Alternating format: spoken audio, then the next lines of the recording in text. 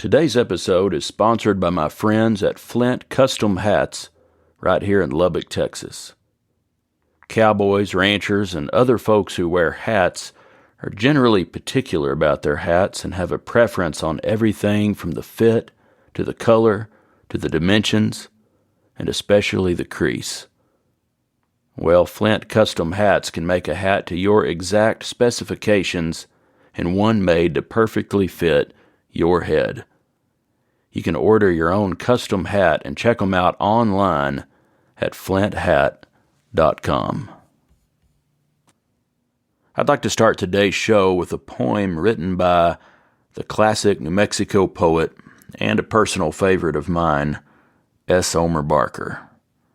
I first became aware of this poem a few years back when I put together a performance of Barker's poetry at the gathering in Elko, and I asked Andy Nelson to be a part of that show. Andy said he wanted to recite this piece, and I thought it would be a fitting intro for today's episode.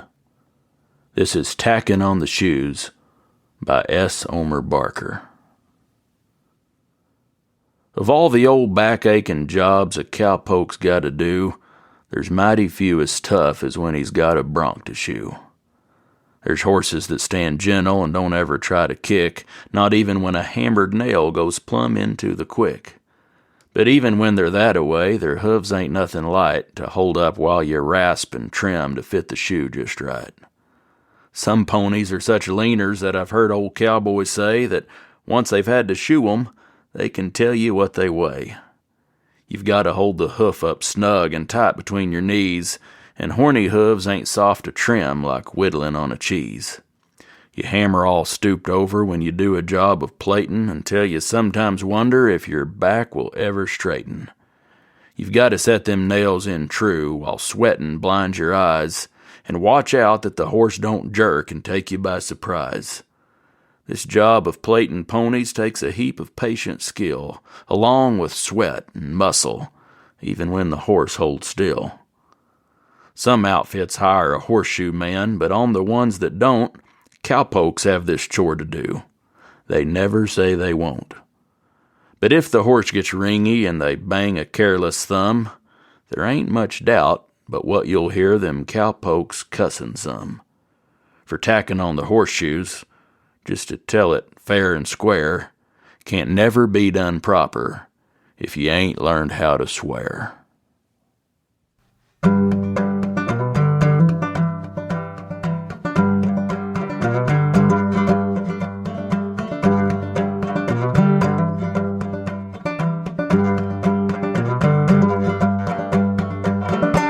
Howdy folks, this is Andy Hedges, and you're listening to Cowboy Crossroads. On each episode, I interview a different guest and ask them to share stories and discuss music, poetry, and culture from the working cowboy west and beyond.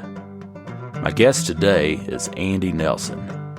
Andy Nelson is a farrier, a humorist, and a poet. Andy grew up in Oakley, Idaho, traveling the Great Basin of southern Idaho, northern Utah, and northern Nevada with his father on farrier jobs. As a cowboy poet, he has released 2 full-length books, a comic book, numerous recordings, and has appeared at gatherings across the West. Andy, along with his farrier brother Jim, is the co-host of the Clear Out West radio show. Baxter Black said this about Andy Nelson. He reminds me a little of Bruce Kiskadden. Simple yet articulate, prolific, smooth, and most of all, they're funny. I sat down with Andy in Nephi, Utah during the Juab Cowboy Poetry Gathering and recorded this interview. Here's Andy Nelson. I grew up in southern Idaho, a little town called Oakley. If you drew a line straight south from Oakley, you'd run into the Utah-Nevada border where they come together right there. So I guess you'd say right in the heart of the Great Basin is where I grew up. My Dad and Mom both were born and raised there. Their ancestors all came from, Dad's ancestors, most of them came from Sweden back in the mid-1800s. And my mom's ancestors came from England, Wales area as well. And they all ended up out in Utah, actually. And from there, they migrated up to southern Idaho. And my grandfather, I'm named after my great-grandfather and my grandfather. I'm Andrew G. Nelson. The G stands for Gustave. And my dad made a critical error when I was born. He was guiding hunting trips in the wilderness area of Idaho, and he went to a doctor's appointment with my mother when she was pregnant with me. I was the last one. Doctor says, well, he's due in September, and Dad said, well, I'm supposed to be guiding hunting trips in September up in central Idaho. And the doctor said, well, you've done your part, so you can go ahead and go. And so Dad and Mom, they discussed it. Dad went to hunting camp, and Mom had me, and when they left, they had the agreement that I would be named after my grandfather, Andrew Gustave Nelson. My great-grandfather was Anders Gustaf Nelson. So Dad left. They had the agreement of what I would be named. And after I was born, Mom did not like the name Gustave. So she shortened it, and I became Andrew G. Nelson, and Dad had nothing to say about it. But I had the quintessential childhood, the childhood that everybody talks about and dreams about. Wonderful father and a mother, great cowboy country. Dad was a great cowboy. Went to shoeing school at San Luis Obispo in California in, would have been the late 50s, I think, and then came back and started shoeing horses in southern Idaho. And that's where I got introduced to the cowboy life, the shoeing world, and following him all over the Great Basin, shoeing horses. It was the Wild West. It really was. It is what the West was for years. Kind of like Texas, big, wide open, high desert ranching and million-acre ranches in the Great Basin. My dad worked for the Wine Cup for quite a few years. And Mom and Dad lived on the Utah side of the Wine Cup. Now, the Wine Cup encompassed northeastern Nevada, northwestern Utah, and southern Idaho, and specifically southern Idaho and southwestern Idaho over into the Bruno area and such like that. So the Great Basin just covers millions of acres. And when Dad worked on the Wine Cup, I don't remember how many acres it was, but it was broken down into sections. And at one point in time, Jimmy Stewart owned part of the Wine Cup. And then it was sold to Simplot, and it's had various and sundry different owners since then. But the Wine Cup as it is now is mostly northeastern Nevada. Not much in Idaho or into Utah, but it's still broken into two sections, the Wine Cup and the Gamble sections. The Wine Cup is the cattle operation. The Gamble side of that is the haying operation. And the cowboys that want to go work for the Wine Cup, they don't want to hay. They want to cowboy. They want to buckaroo. And that's what they usually get to do if you're hired on the Wine Cup side of it. If you're hired on the Gamble side of it, you'll be running haying equipment. That's for sure. My brother Jim, when he got out of high school, had the opportunity to go work at the Wine Cup as well, but they were going to start him on the Gamble side. and he didn't want to go run haying equipment, so he didn't end up going to work for them. But Mom and Dad spent a lot of years working that area, working on the Wine Cup, working on area ranches as well.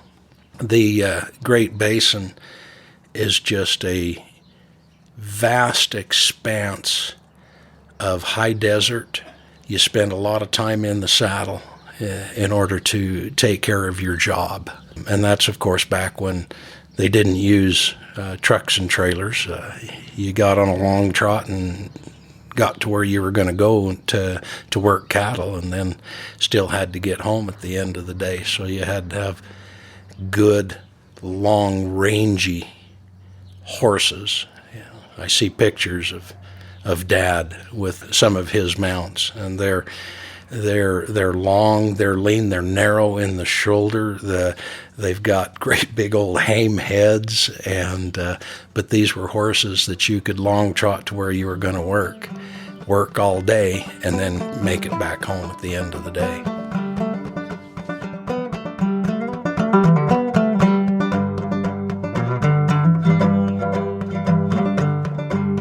In the preface to his book, Riding with Jim, Andy Nelson wrote these words about his father. Dad taught me to be a horseman first and a farrier second. He always believed this was the proper order. He taught me respect for the horse first, and then to insist on respect from the horse second. This too was the proper order. But the most important lessons taught to me by my dad came in the form of single-sentence proverbs. No lectures, no sermons, just simple, easy-to-understand statements that left no doubt in a young boy's mind. So my earliest recollections of Dad shoeing, I'm extremely young, and my brother and I became the tool pushers. I guess that would be what you would call it now. We would handle the horses, and we would hand him tools. And we knew exactly what tool he needed and what tool he was going to need next. And he never said anything. We were always expected to have that tool ready. And when he held his hand out, that tool was put in his hand. Dad was, he mentioned that his father's patience were as long as a rattlesnake's hind legs. And I think my dad inherited that as well, and I think that's probably where I get it as well. And if I was gawking off and looking at the birds or something like that when he held his hand out and didn't get the tool in his hand, I found out in a hurry that I needed to pay attention, that we were working. It was time to work. So the country in the Great Basin is a lot of sagebrush, a lot of lava flow, and where there's not lava flow, there's cobblestone, and so it's a real harsh country. And if you are away from home, like we mentioned earlier, if you've gone to work cattle and gone, 15 miles to get there, and then you need to work, if your horse does not have his shoes on, then it's a crisis. It's not just an inconvenience. It's a real crisis. You can't get done what you need to get done, A, and B, chances of you walking home are pretty high if you lame a horse out there. So having a good farrier, a good shoer, was worth his weight in gold. Dad spent a lot of his time shoeing in the Magic Valley of southern Idaho, but periodically he would go out on just a little mini tour, if you will. We'd come out of southern Idaho and we'd go drop over into Jackpot, Nevada, which back then, as I recollect, was maybe one or two trailer houses and a gambling establishment, and perhaps even a house of negotiable affection. I can't remember, but that's all Jackpot, Nevada was back then. And then we'd drop down in over to Jarbidge and sometimes end up down into Elko. back over to Wells and then head north out of Wells, and you'd come out in Grouse Creek, Utah, and he shod for a lot of the old ranchers there too, the Tanners and the Warburtons and a lot of the old family ranchers there, and then eventually would come out of Grouse Creek, Utah, up into Goose Creek, Idaho, and which spits you out into Oakley. So periodically we'd make some pretty good tours, shoeing horses. And of course, as young as I was, I didn't realize that he obviously was a pretty good shoer, a pretty good farrier, in order for these people to have him back, because there were people that were closer. But for him to make that whole circuit like that, it wasn't till I was an adult that I realized that he had to be pretty handy. He had to be pretty good at his trade in order for them to ask him back. Did you always know you would follow in his footsteps, or were there other? It was a given. Yeah. Oh, yeah, it was a given. And Dad told both my brother and I, he said, if you know how to shoe a horse, he said, you'll always be able to eat. And that sounded pretty good to me at the time. So I didn't pay as much attention as I should have when I was younger. You know how that is. Young kids, you just don't realize the importance of the things that are being taught to you till you're an adult. Then you realize that I won the lottery simply just by being born when and where I was, and to the parents that I was born to, and being taught the trade that I was. But it didn't take me long to realize that I needed to go back to college and finish a college education as well, because I saw that wear my dad out. He wasn't old. He was still shoeing when he was in his 60s, but I saw it make him an old man fast. And by 72, he'd passed away. So it was a pretty good wake-up call for me as well. I had the background, I had the instruction that I needed, I had the trade that was taught to me, but then I did realize in the changing world that I needed an education as well. What was the greatest lesson you learned from your father? Pay attention. Don't watch the birds. Be ready at any time. That one, and he taught me about the country and about the terrain. When he was young, so much more was expected of them at a young age than was expected for me at a young age. When he was 7 years old, he drove a team and wagon with his brother and his dad up, would have been Fall Creek, up by Fall Creek, so Bostetter is what it was called in southern Idaho. They were going to get firewood. His brother and his dad would be gathering the firewood. In the meantime, he was sent out to gather a herd of horses that had been wintering out by themselves. So in essence, they were really wild. My grandfather drew Dad a map in the ground and said, okay, this is where you are going to find the horses. When you find them, he said, stay up high, stay up on the ridges, because once they see you, they'll run. They get some of those wild tendencies again when they're left out all winter by themselves to forage. They get that fight or flight. They see somebody horseback, they're going to run. So he told my dad that stay on the high ridges, but as you are going out to where they are, turn and look behind you frequently so that you recognize the territory that you have just left. So when you come back, you will know where you are. That was one of the greatest lessons he always taught me. And when I go to the mountains this day, I'm constantly stopping and turning around and looking at what the territory, what the terrain looks like, so I'll recognize it on my return trip. To end the story with my dad, his dad and his brother, they were going to take the wagons and they were going to make a yard arm into a corral down at the bottom of the valley. So Dad was supposed to round up the brood mares, bring them back, and they would capture them in the trap, in the round pen there at the end. But he's doing this by himself as a 7 or 8 year old boy. And he said he remembers that when he first saw the band of horses, they saw him, and there was one alpha mare, and she made a break for it. She made a break for the high country, just like his dad said she was going to. But he stayed on the ridges, and he stayed above them, and he was able to get around them. Once he got around them, they turned and headed down because they knew where they were supposed to go. A, they found out that they'd been caught.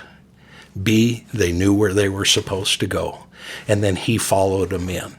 Once they got them all back in, my grandfather gave Dad a new paint horse that had been born out during the winter. And that became Dad's go-to horse and lifelong best friend from when he was a 7 or 8 year old boy on. And I've got some pictures of him with that horse and on the ground and hugging that horse. And, he wasn't anything to look at. He wasn't pretty. He had a huge head, and he was the coloring of a paint horse that looks more like a cat had yacked up rather than a good-looking paint horse. But, he was so proud, and you could see it in his eyes in that picture. And he named the horse Calapucci, and I have no idea where he got that name, but he called him Cal for short.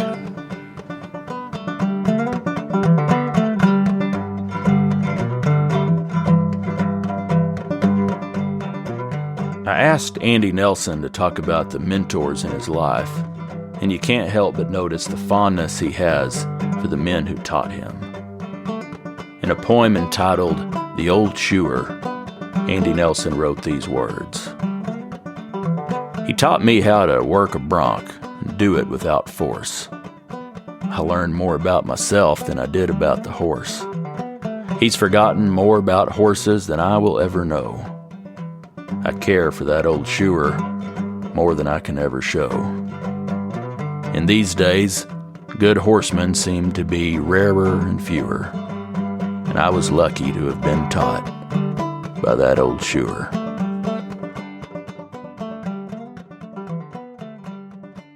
Of course, first and foremost, my father. My dad was my absolute hero, and of course, I'm prejudiced, but the best shoer, best farrier I've ever seen. And of course, my brother Jim. The only person that can hold a candle to how good of a shoer my dad was is my brother. And like I said, I'm prejudiced on that, but I'm allowed to be.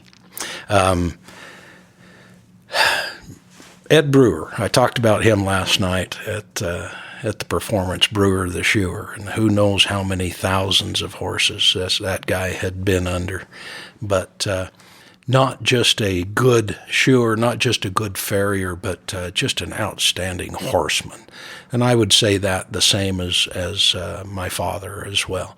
You've got to be a really good horseman in order to be able to be a really good farrier. You gotta understand them. And you've got to be able to read the signs, especially if a horse is becoming a little stressed.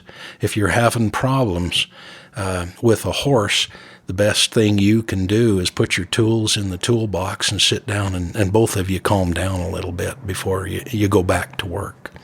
But Ed Brewer was an outstanding horseman.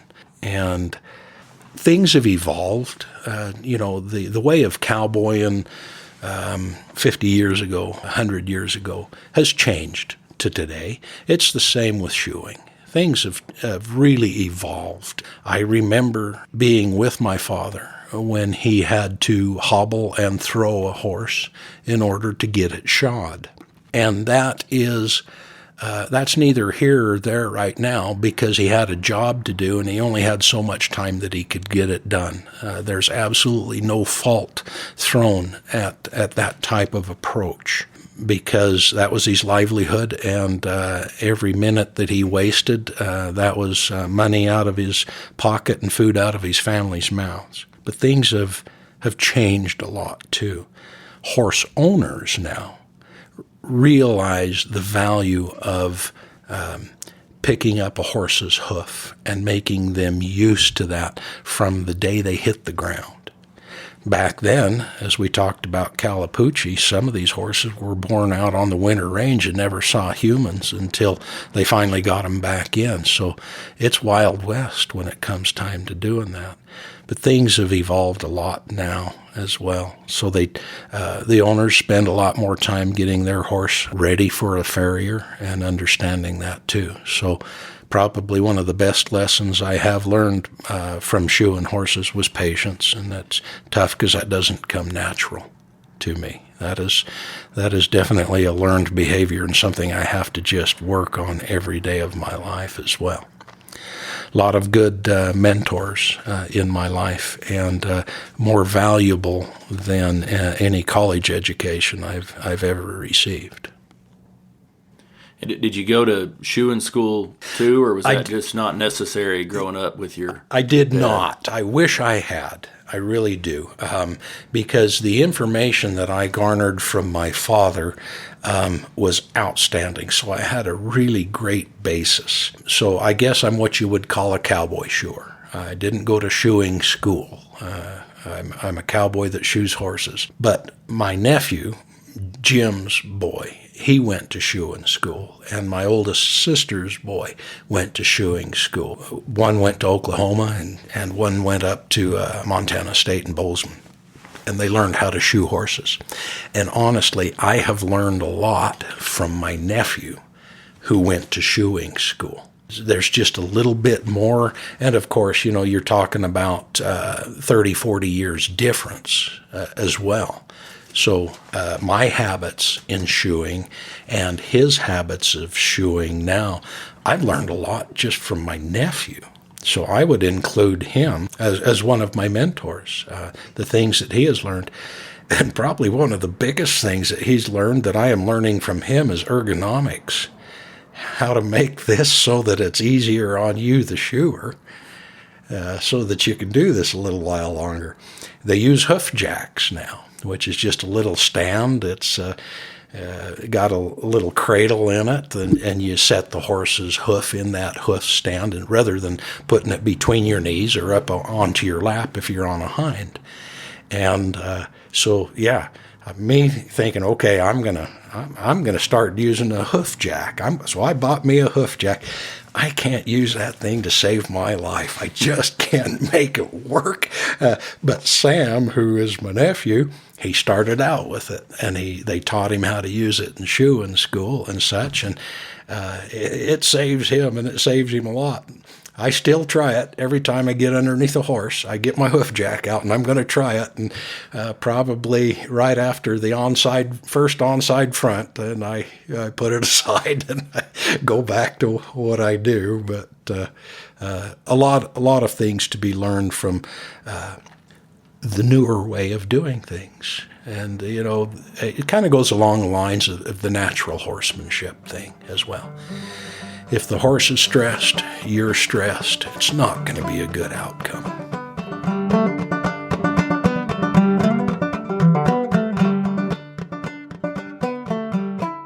So, started out shoeing horses with Dad. And so by the time we were in our early teens, my brother and I remember Brother Jim saying, well, I want to shoe by myself. And I remember Dad handing him a pair of nippers and said, knock yourself out. He says, well, aren't you going to stand there and help me, instruct me on this? And I remember him saying, how many years have you been following me and watching me shoe horses? You've had your instruction, now get under the horse and start. And that's how we did. Both Brother Jim and I started out that way. And honestly, I remember a couple of outcomes that were less than stellar. But it was all part of the learning experience. So by the time we were teenagers, we always laughed that Dad, when we were kids, Dad bought us Shetlands, A, so that he didn't have to saddle our horses, and B, so that we could get underneath them and shoe them. So that was I don't know if that was by design or not, but that's what happened. And by the time we were in our late teens, we both thought we were pretty proficient and that we could hang our shingles out and that we could start shoeing professionally. So Dad was probably on his way. He was about finished by then. I came along later in life. I think he was 40 years old when I was born. So by the time I was 20, he was 60. No, he'd have been older than that. But anyway, that being said, he was on his way out, so he had some established clients that still wanted Dad to shoe for him, but he was pretty much to the point where he couldn't anymore. It just worn him out. So we started inheriting some of Dad's clients and started shoeing that way. And of course, like any other teenager, you think that the grass is greener on the other side. And by gosh, as soon as I get out of high school, I'm getting out of here and I'm going to go do something different. I had some good other mentors that were cattlemen that I worked for when I was in high school that really taught me about cows. Dad taught me about horses. Other ranchers taught me about cows and how to handle a cow and such like that. So I spent a lot of time working on area ranches when I was growing up. Brother Jim was a year ahead of me in school, so he left and went to college and made it one semester before they invited him not to come back. But he spent a lot of time shoeing horses when he left as well. And then I got out of high school as well and decided I was going to go straight to college. Once people find out that you shoe horses, it's not too tough to find experience, and it's not too tough to find somebody who wants to hire you. So I put myself through college shoeing horses, and I always laugh that I had a 1972 Nova that I could put everything I owned in the trunk and in the back seat of that two-door Nova, and that included my anvil, my stand, and my shoeing tools. And that 1972 Nova was my shoeing truck while I was in college. And professors found out that I shod horses. And when I finally made it to Utah State, a little advanced in my education, I needed a part-time job, so I went over to the horsemanship barn, naturally, and they had a job open, somebody cleaning stalls and taking care of horses and things like that, because they had a horsemanship program, pretty good one there at Utah State. And then once the old boy found out that I shod horses, this was back when minimum wage, I think, was $3.10 an hour. And the director of the horsemanship program found out I could shoe horses. So here's this whole string, basically of dude horses. And he started having me shoe the horses for $3.10 an hour. So I finally had to have a come to religion meeting with him and say, okay, you're paying me basically $3.10 to shoe a horse if it takes me an hour. It usually didn't take me that long, but let's just say it takes me an hour. You're paying me $3.10 to shoe this horse. That was back when I got $20 a head to shoe horses. And I just said, Mac, I can't do this anymore. I just can't shoe your horses for you for minimum wage. And he thought for a minute and he says, okay, tell you what, every time you shoe one of my horses, put down that you worked 2 hours instead of 1 hour. And I said, okay, so you're going to pay me $6.20 for shoeing your horses instead of $20 a head. And that's when we had to have a parting. I didn't end up working for the horsemanship program much after that. But lots of great experience, and I credit being able to shoe horses with being able to pay for college. I was able to work through, along with other jobs, had other jobs, summer jobs and such as well. I worked for a vet. I was in the pre-vet program at Utah State, and I worked for a vet in the summer.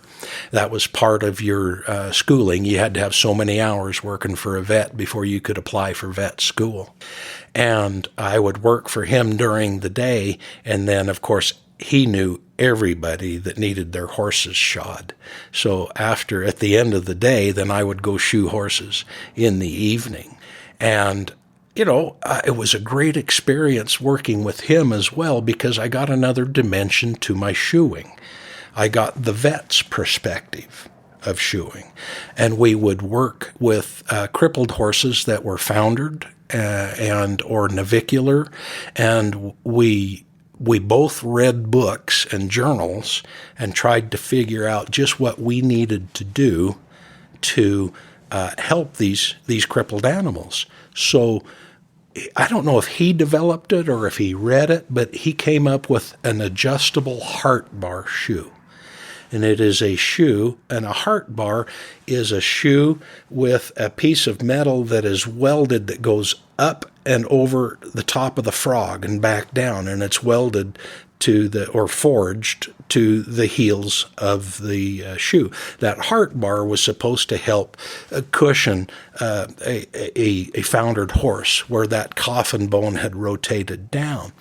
Well, he either developed or found in a journal a way to make that adjustable. So I would shape the shoe to the hoof. Then we would build the heart bar, and we would weld the heart bar over on just a little piece of pipe, and then run a bar between the two heels. That heart bar was in there so it could move back and forth.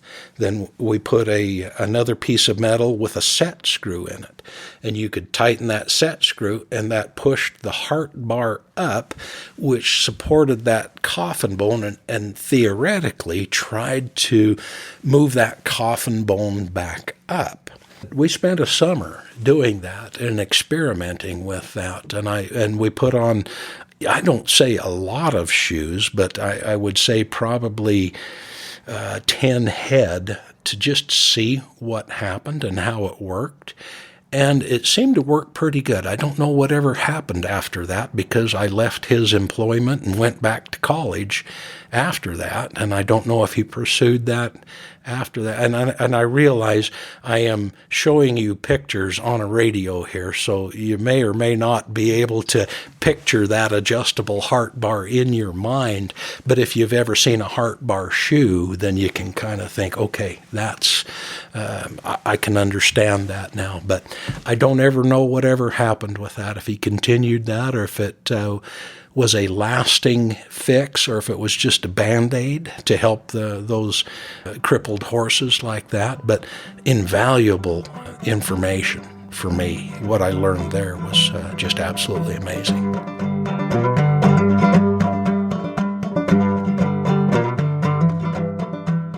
My dad was the biggest cowboy character you ever met. He loved humor. He loved to laugh. He loved to tell a joke. He loved poetry. He loved to read, and he wrote poetry. Where it all started probably for me was a 5th grade English teacher, Mrs. Daly. She fostered the love for poetry in her early students. It was part of her curriculum. She encouraged the reading of it. She encouraged the writing of it. And I just caught fire. It spoke to me. I hated to read books. I just couldn't stand reading books. But if you put a piece of poetry in front of me, it just mesmerized me. It captivated me. And Mrs. Daly honestly fostered that. And I started writing poetry in grade school as a 5th grader. And knowing that, Dad loved poetry as well. And I think my mother did as well, too.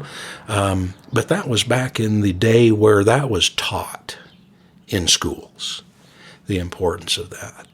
Do you remember any of those poems that, your your school teacher or your father might have enjoyed, or poets that they appreciated? I do. I remember my dad's. I can't ever remember any of the poems that Mrs. Daly had me read or any of the poets.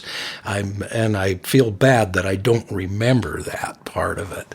But, my father he loved Cy Repeats, Gail I. Gardner. That was his favorite poem, and I remember it was published in the Western Horseman probably back in the 70s with the artwork. Do you remember that piece of art that somebody drew depicting the Cy Repeats and the two cowboys there? Both of them have a loop on old Beelzebub himself, and I remember that vividly because Dad clipped that out, and he had that with him always in his little notebook of papers. He would read the Western Horseman, or he would read something else, and where there was a piece of cowboy poetry, he'd tear that page out.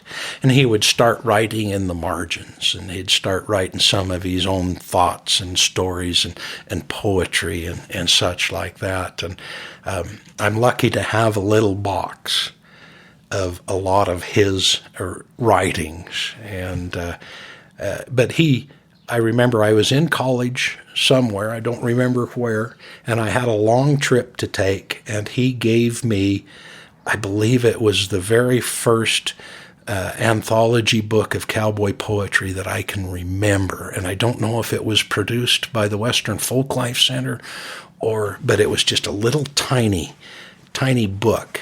But he knew I had a lot of traveling to do and was going to be on the road, so he gave that to me.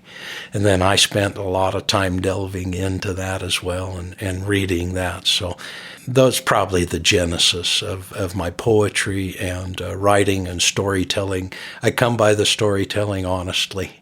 My dad, I found that box of writings of my dad's. Actually, my mother gave it to me. And she said, you might do something with this. And that was where my first published book actually came from, Writing with Jim. I took some of his stories and then some of my stories of shoeing experiences and cowboy experiences and such like that. And each chapter, Dad and I take turns telling stories in this book. We'll start out with a chapter, and they're just short stories, 2, 3, 4 pages long. And he'll tell a story, and then I wrote a poem at the end of the chapter. Then I'll tell a story, write a poem at the end of the chapter, and I put this book together, and I wish I had done it before he'd passed away. He'd be so proud that he was published. He'd be thrilled.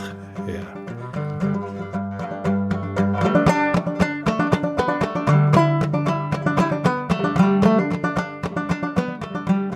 Andy Nelson is equal parts poet and humorist.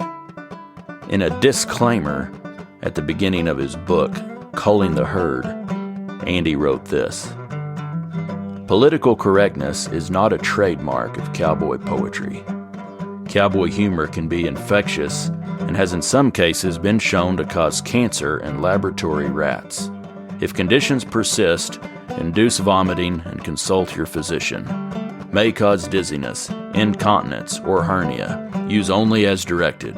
Do not operate heavy equipment while reading. Do not take with alcohol. Well, okay, alcohol may enhance this product, but use only as directed." It's such a mirror into the soul of a cowboy. Humor is, of course, in the eye of the beholder. There is humor out there that doesn't speak to me. It's just like any cowboy that just enjoys watching a good wreck.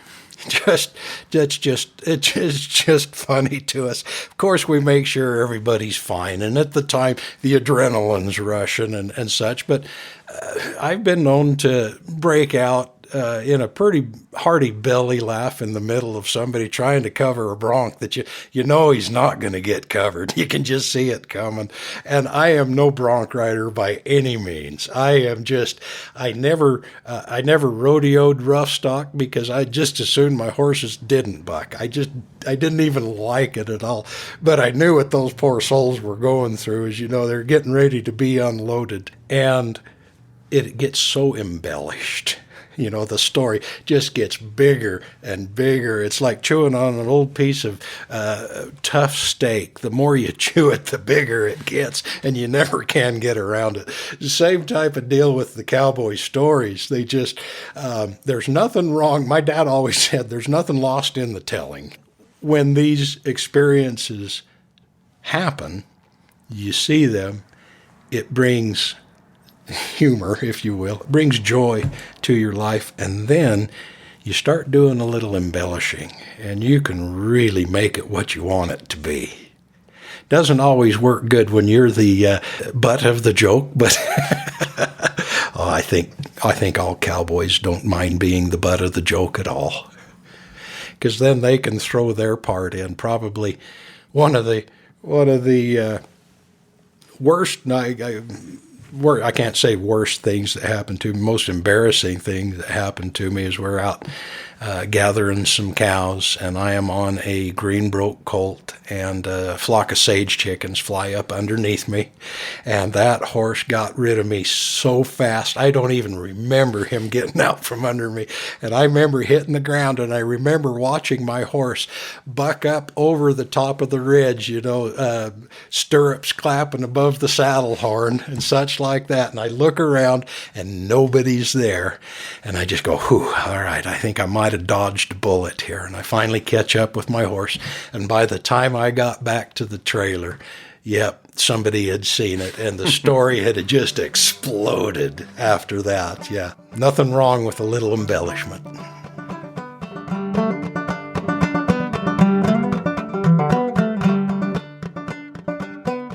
So the genesis for poetry for me, a lot of times, is just a single sentence. Somebody says something that just spurs a memory or spurs an idea.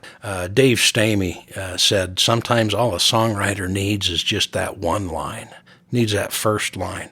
And I think it's the same way with me for poetry. Sometimes all I need is just somebody says something that, either struck me funny or made me really think. And that's the genesis of a poem for me. I've studied a lot of the classic poets. I mentioned Bruce Kiskadden. His rhyme and his meter is just outstanding. And for a fellow that did this way back when, you would think he had to have been taught by somebody. But his rhyme and his meter especially, is just so perfect. It just fits my ear so well. So I've tried to study especially Bruce Kiskadden, but some of the other classic poets, Badger Clark and S. Omar Barker and, Robert Service. I guess you'd call him a frontier poet, I guess, but I call him a cowboy poet. But the way they craft that poem, I've learned so much from that. Waddy Mitchell and Baxter Black, both. I've watched them and studied them. They've mentored me. Baxter told me one time, he said, Andy, you have to really work on exact rhyme and exact meter. And I took that to heart, and I thought, man, yeah, that's the part that was missing from my writing. Near rhymes, they're fine, and nothing wrong with that. But when Baxter said, concentrate on that exact rhyme and that exact meter, because he said, your audience can hear if it just doesn't sound right. If that line just didn't flow quite right, there's something missing there. So you've got to add a syllable or take a syllable away, or add a word or take away a word, and wordsmith that for a while. So this is nothing that I come up with on my own. I can guarantee that. I learned from a lot of different people how to craft that poem. So I'll get that idea, and I write on a computer. Some people use legal pads, things like that. I don't like to write. It's easier for me to type. I've got these fat farrier fingers, and I misspell words. And spell check is a wonderful thing. So I write on a computer, and I just start. And I start with that one idea, and then I just start crafting a poem. I try to get as much of that poem down as fast as I can so I don't forget it, so I don't worry too much about the exact rhyme and the exact meter as I'm trying to get it down. Once I get it down, and then I'm happy with where the story has gone and where it ended up and where I'm at, then I go back and I start the wordsmithing process, making sure that those rhymes are exact and making sure that that the meter flows, that there's so many syllables per line. And I don't know if I don't know if you learn this in school or not, but poems where you've got the different rhyming schemes, and I've listened to all of those. The classic is A, B, C, B. The second and fourth lines rhyme, but I like mixing that up. I like first and third lines to rhyme as well as second and fourth lines to rhyme. I like throwing double rhymes within one line in that stanza. So exploring all those different manners of rhyming really takes things a little bit deeper for me. And I just keep wordsmithing it. And somebody asked me once, how do you know when your poem is done? And I don't. I'm still changing words and syllables and things like that on poems I've written 20 years ago. Because I read some of the early stuff that I read, and it stinks. Oh, it's horrible. It's terrible. Can sure be improved upon.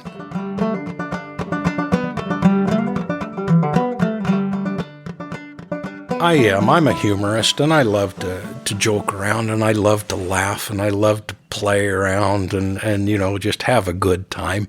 It makes me feel good, and I hope it makes the audience feel good. But there's something special in writing, reading, and reciting something of a sincere nature, something that makes you feel. When you do humor, there's one objective. It's just to laugh and have a good time. When you write something poignant, something sincere, something from the heart, when you write that, read that, or recite that, there are so many more emotions that come out other than just a belly laugh. Nostalgia, being proud of something, memories of childhood, even some sadness, even some regret, things like that. All those emotions start to come out. And it's so much more and so much deeper than just humor. And I'm not downplaying that by any means, because I spend most of my time doing the humorous stuff. But man, if I can write and recite something that makes somebody feel. In this day and age, we don't feel much anymore. It's just, society is just bombarding us from every different angle. And it's almost like those are suppressed a little bit in this day and age. So I love spending some time on the serious stuff, really do. A valuable lesson I learned from Waddy. We were at a performance together, and he was bringing me on to perform. And the organizers had only given me time enough for 3 poems, and they specifically said, we want 3 funny poems. You're our funny poet. We want 3 humorous poems. And I remember standing backstage with Waddy, and I was lamenting that a little bit to Waddy. And I said, Waddy, I want to throw a serious poem in this set. And he looked at me and he said, Pard, like he does to everybody. Pard, if you don't do that, they'll never know who you are. That just struck me, and I've remembered that. This is really who we are. The funny stuff's great. It's outstanding.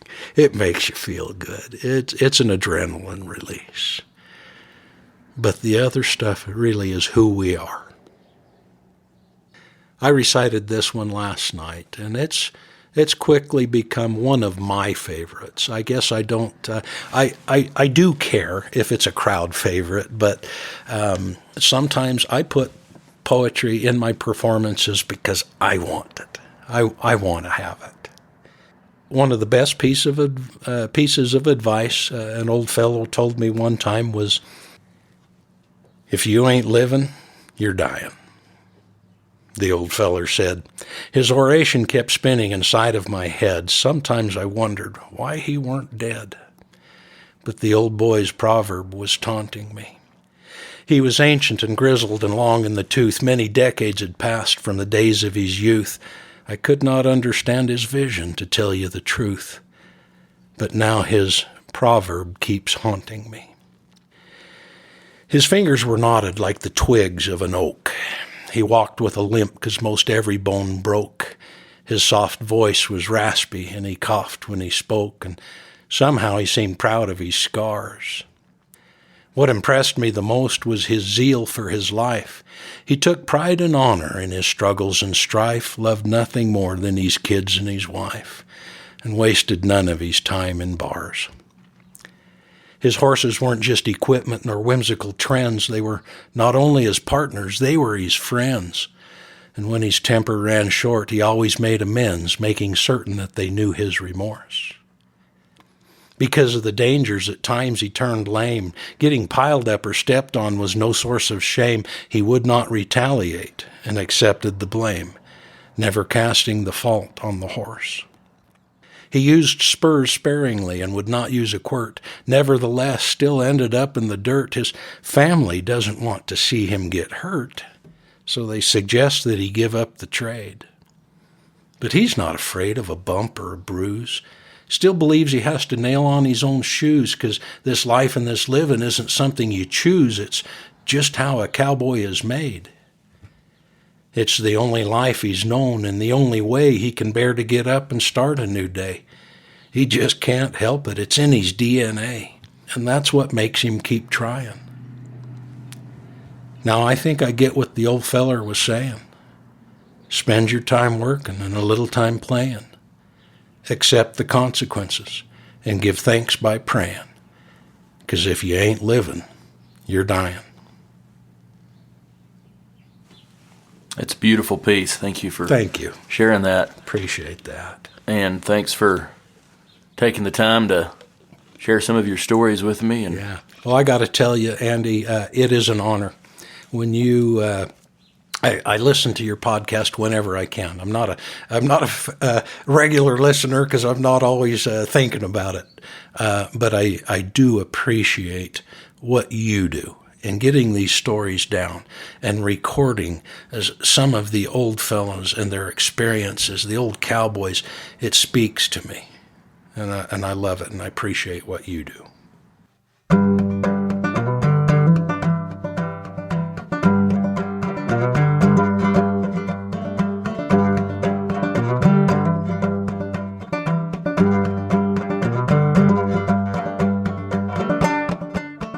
All right, folks, that's it for today's episode.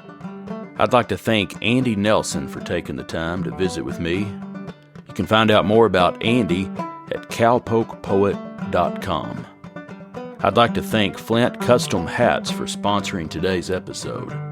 You can find out more about Flint hats and order your own custom hat at flinthat.com. I'd like to thank Hal Cannon for playing the Cowboy Crossroads theme music. You can find out more about Hal at halcannon.com.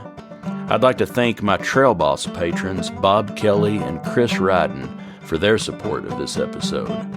If you're enjoying Cowboy Crossroads and would like to help me keep it going, you can become a patron at patreon.com/cowboycrossroads. That's patreon.com/Cowboy Crossroads. You can also make a donation on my website at andyhedges.com. If you'd like to contact me with a question or a comment or a story, I'd love to hear from you. Send an email to andy@andyhedges.com. Thank you for listening to Cowboy Crossroads.